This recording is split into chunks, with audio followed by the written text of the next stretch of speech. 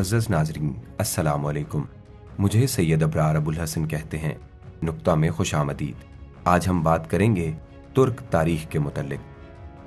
तारीख इब्न खुल्दून में इबारत है कि तुर्क दुनिया की सबसे बड़ी कौम है। इनसे बड़ी आबादी किसी दूसरी कौम की नहीं फैली।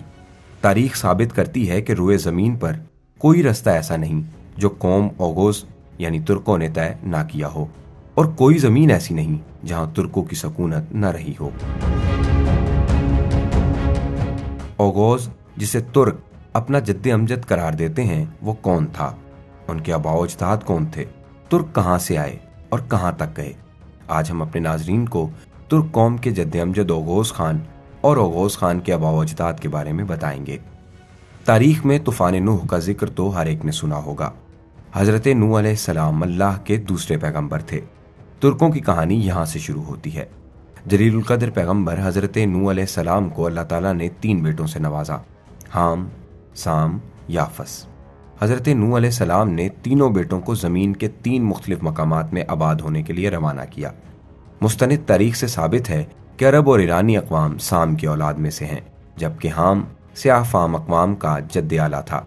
जबकि याफस ने अपने वालिद गिरामी के हुक्म से मशरिक़ की जानिब सफ़र किया और एक जगह आबाद हुआ। उसने 250 साल उम्र पाई। उनके 8 बेटे थे, तुर्क, हज़र, चीन, सकलाब, रूस, मंग, कुमारी और तारुख।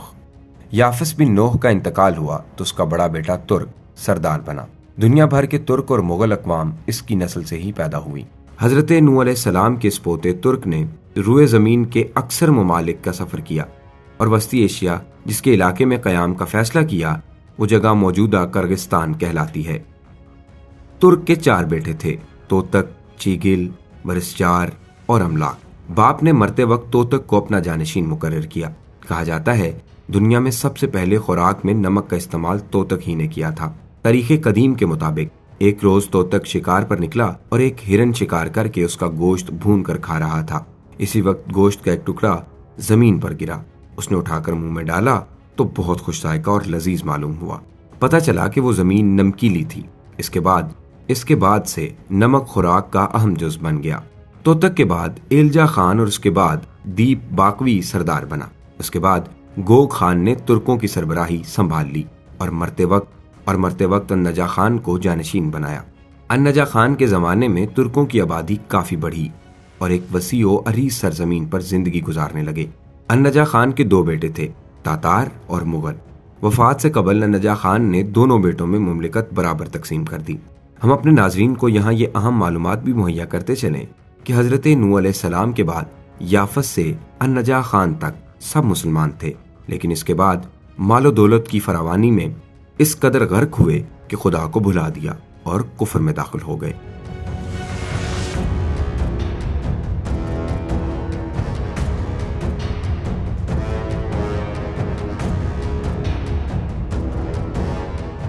मुगल खान के 4 बेटे थे, करा खान, गोर खान, केर खान और खान। करा खान भाइयों में सबसे बड़ा था, इसलिए कबीले के कायदे के मुताबिक वालिद के इंतकाल के बाद वही हुक्मरान बना। करा खान का बेटा था ओगोस खान। ये वही ओगोस खान है जिसका बार बार जिक्र ड्रामा अर्तुगरुल, अलप अरसलान, उस्मान और दास्तान में किया जाता है। जिसकी मोहर जिसके हाथ लग जाती वही ताकतवर होता था। अर्तुगरुल गाजी में ओगोस खान की मोहर के हवाले तफसीलन बयान किया गया है। कहा जाता है कि ओगोस खान जब पैदा हुआ तो उन्होंने 3 शब और रोज तक अपनी माँ का दूध नहीं पिया था। हर रात अपनी माँ के ख्वाब में आकर कहते थे कि अम्मा, खुदाए वाहिद पर ईमान ले आ, वरना मैं मर जाऊंगा, लेकिन दूध नहीं पीऊंगा। बिलाखिर उस औरत से बच्चे का दर्द देखा न गया और वो मख्फी तौर पर ईमान ले आई। बाज़ मुर्रखीन तो यहाँ तक कहते हैं कि ओगोस खान दरअसल कुरान मजीद में मज़कूर ज़ुल्क़रनैन थे। ओगोस खान के जवान होने पर करा खान अपने भाई गोर खान की बेटी से इसकी शादी करवा दी। ओगोस ने पहली शब बीवी से कहा, तेरा और मेरा रब एक अल्लाह है जिसने पूरी कायनात की तख्लीक की। इसकी वाहदनीयत पर ईमान ले आ और इसके अहकाम पर अमल कर। बीवी ने इसकी बात कबूल करने से इनकार कर दिया। ओगोस ने उससे मुकम्मल का ताल्लुक कर लिया। करा खान को कुछ अरसे बाद मालूम हुआ ओगोस की अपनी पहली अहलिया से ताल्लुकात ठीक नहीं है। चुनांचे उसने दूसरे भाई कैर खान की बेटी से उसकी शादी करवा दी, लेकिन उसकी बीवी भी अल्लाह पर ईमान लाने को तैयार न हुई। ओगोस ने उससे भी मुकम्मल का ताल्लुक कर लिया। एक दिन ओगोस खान ने अपने चचा और खान की बेटी देखी। वो इसे पसंद आ गई। उसके पास जाकर अपने अकीदे से आगाह किया, उसे दीन हक की दावत दी। वो लड़की ईमान ले आई। ओगोस खान ने उसके साथ निकाह कर लिया। एक रोज जब ओगोस खान शिकार के लिए गया हुआ था, उसकी पहली दोनों बीवियों ने अपने ससुर करा खान के पास जाकर ओगोस के अलग दीन पर होने और उनसे कतई ताल्लुकी से मुतल्लिक आगाह किया। करा खान ये सुनकर आग बगौला हुआ और अपने सिपाहियों को जमा करके ओगोस को कत्ल करने का इरादा कर लिया। ओगोस के मुसलमान अहलिया ने आदमी भेजकर शोहर को खबर दी। ओगोस ने भी अपने हामी और करीबी सिपाहियों को जमा कर लिया। जंगल में बाप बेटे के दरमियान लड़ाई में बेटे को फतह हुई, जबकि बाप एक तीर लगने से हलाक हो गया। ओगोस हुक्मरान बन चुका था। नतीजतन कौम की अक्सरियत अल्लाह पर ईमान ले आई। ओगोस खान के 6 बेटे थे, गौन खान, आई खान, यल्दीस खान, गो खान, ता खान और तंगेज खान। ओगोस ने मुख्तलिफ इलाकों में योरिश की। एक रिवायत यह है कि ओगोस ने हिंदुस्तान पर हमला करके कश्मीर को फतह किया था। इसके अलावा चीन, ईरान, मिस्र और शाम के इलाकों पर भी अपना परचम लहराया था। मशरकी तुर्किस्तान, जिसे चीन में सिंकियांग का नाम दे रखा है, में बसने वाले लोग भी ओगोस खान की नस्ल में से हैं। आज के ममालिक तुर्कमानिस्तान, अफगानिस्तान, बर्रे सगीर पाको हिंद, ईरान, इराक, तुर्की, आज़रबाईजान और शाम के तुर्क कबाइल ओगोस खान की औलाद हैं। ओगोस खान ने अपने बेटों को 2 ग्रोहों में तकसीम किया। पहला ग्रोह गोन खान, आई खान, यल्देस खान, जबकि दूसरा ग्रोह गो खान, ता खान और तंगेज खान पर मुश्तमिल था। ओगोस के इंतकाल पर बड़ा बेटा गोन खान कौम का सरबराह बना। ओगोस खान के 24 पोते थे। उनमें से हर एक अलग अलग कबीले की बुनियाद रखी। उनमें से एक काई, दूसरा चावलदोर और तीसरा 2 दोरोगा भी था।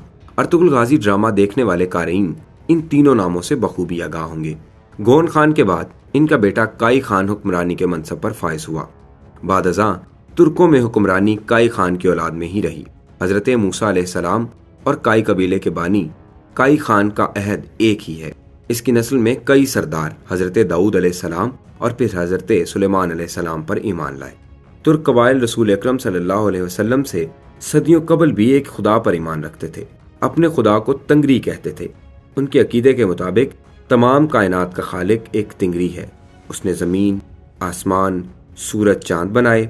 वही जिंदगी और मौत देता है। दुआएं कबूल करके उम्र में इजाफा करने का भी इख्तियार रखता है। दीगर अक़वाम के बरक्स तुर्क कभी बुत परस्त नहीं रहे। इनमें इबादत गाह या मोहब्बत का तसव्वुर नहीं था। तुर्कों का अकीदा था कि उनका खुदा बराह रास्त सुनता है और देखता है। इब्ने कदीम तुर्क कबाइल की खवातीन में चेहरा छुपाने का रिवाज न था, लेकिन इनके बावजूद उनमें जना व बदकारी की शरह 0 थी और इसे जुर्म समझा जाता था। अगर कोई शख्स इस फेल का मुर्तकिब होता तो उसे मौत की सजा दी जाती थी और इसके जिस्म के 2 टुकड़े कर दिए जाते थे। तुर्कों के कदीम अकायद और इस्लाम में कई बातें मुश्तरक थीं, जिसके सबब तुर्कों को इस्लाम कबूल करने में ज्यादा वक्त न लगा। इस्लाम और तिंगरीज़म के कई पहलू मुश्तरका थे। मसलन एक खुदा पर ईमान, वो हर जगह मौजूद है, उसको कभी ज़वाल नहीं, तमाम कायनात का वही खालिक है। खुदा के लिए मुकद्दस जंग यानी जिहाद का तसव्वुर, मसावात और बराबरी, नेक कामों और सदकात पर ईमान, उला उल अम्र की अतात, जन्नत व जहन्नम का तसव्वुर और जिना की ममानत। अपनी अगली किस्त में हम अपने नाजरीन को ये बताएंगे कि इस रुए ज़मीन पर पहली तुर्क हुकूमत कब कायम हुई, दूसरी तुर्क हुकूमत कब मार्ज वजूद में आई, जो चलते चलते सल्तनत उस्मानिया तक पहुंची। तुर्कों ने ओगोस खान के बाद किस सदी में इस्लाम कबूल किया। उम्मीद है आपको वीडियो पसंद आई होगी। आप सबसे गुजारिश है कि हमारा चैनल सब्सक्राइब कर दें और बेल आइकन को प्रेस कर दें ताकि हमारी आने वाली हर वीडियो से आप बाखबर रहें।